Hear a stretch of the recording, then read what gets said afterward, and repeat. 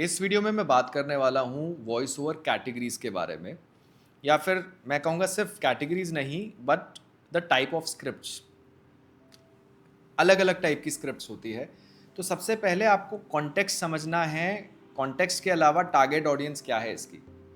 और ये सिर्फ वॉइस आर्टिस्ट के लिए नहीं है, कोई भी हो, कंटेंट क्रिएटर हो या फिर आपको कोई प्रेजेंटेशन देनी है, आप ऑफ कोर्स आपको पता होता है कि सामने किस तरह के लोग बैठे हुए हैं। तो टारगेट ऑडियंस बहुत ज़रूरी है।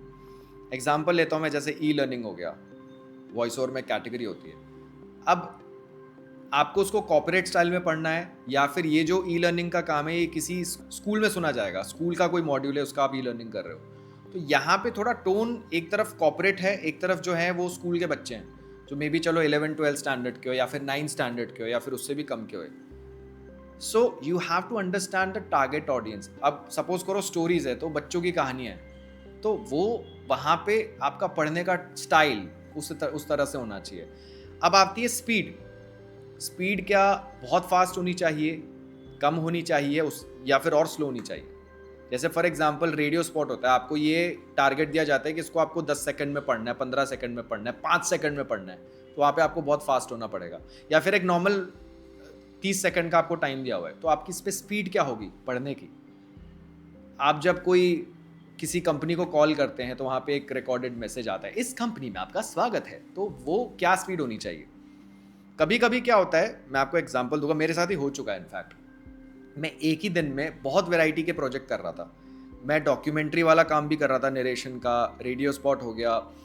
तो कई बार ऐसा हुआ कि मुझे जो जहाँ पे मुझे टीवीसी या रेडियो स्पॉट रिकॉर्ड करना था, वहाँ से मुझे फ़ोन आया कि यार आप बहुत स्लो पढ़ रहे हो, आपको थोड़ा फास्ट होना पड़ेगा। और जहाँ पे मैं डॉक्यूमेंट्री रिकॉर्ड कर रहा था, उनका फ़ोन आया, उनको मैंने आउटपुट भेज दिया था, उन्होंने कहा थोड़ा फास्ट जा रहे हो। अब हुआ क्या था, ये गलती हुई है मुझसे। अब हुआ क्या कि मैं अलग अलग स्टाइल्स को मिक्स कर रहा था। ये तो वो वाली बात हो गई ना, जैसे मैं बेस्ट एग्जांपल लेता हूँ क्रिकेट। अब क्रिकेट में जो बैटिंग करता है, अब वो टेस्ट क्रिकेट जिस अंदाज से खेलता है वो T20 उस अंदाज से नहीं खेल सकता। T20 में उसने सेट होने में 30-40 बॉल निकाल लिए, इतने में तो आधा मैच ही खत्म हो गया अगर 50-60 बॉलों सेट करने में लगाता है। या फिर हम वनडे की बात करते हैं, अब बैट्समैन तो सेम ही है, फॉर्मेट अलग हो गया। तो जब भी आपको स्क्रिप्ट को पढ़ते हो, स्पीड, टारगेट ऑडियंस, किस शब्द में आपको ज़्यादा भार डालना है, किस शब्द में आपको ज़्यादा इमोशंस देने हैं, ये सब चीज़ों का ख्याल आपको करना पड़ेगा। और ये आपको प्रैक्टिस सिखाएगी। जितनी आप प्रैक्टिस करोगे, ये चीज़ आपको, ये आप कहीं पे सीख नहीं सकते हो, ये आपका एक्सपीरियंस आपको सिखाएगा।